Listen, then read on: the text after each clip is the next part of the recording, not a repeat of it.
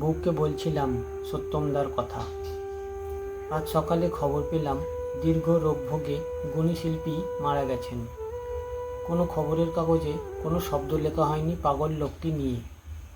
শিল্পের কদর করবার দেশ এটা নয়। অবশ্য দাদারও দোষ ছিল। অনেক চেষ্টা করে, অনেক সময় ব্যয় করে যা সৃষ্টি করতেন তার আয়ু হতো একদিন মাত্র। ঠিক 24 ঘন্টা পর নষ্ট করে দিতেন। অনবদ্য ভাস্কর্য ভেঙে দিতেন। মোহময়ী আঁকাগুলো ছিঁড়ে ফেলতেন। অদ্ভুত পাগলামি, অদ্ভুত রোগ। অনেকে অনেক বুঝিয়েছে, কিন্তু সত্যমদা বদলায়নি। বৌদি ছেড়ে চলে গিয়েছে ছোট মেয়েটি নিয়ে। আয়হীন সত্যমদা ডুবে থেকেছে শিল্পের নেশায়।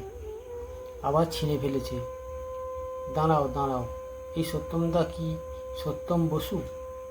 হ্যাঁ, তুমি চেনো?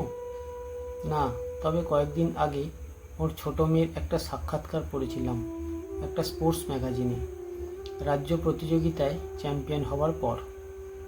মনে পড়ল সত্যমদার মেয়েটিকে। যখন মায়ের সঙ্গে বাড়ি ছেড়ে চলে যায় তখন 3-4 বছর হয়তো হবে। এখন সে হিসেব 7 কি 8 হবে।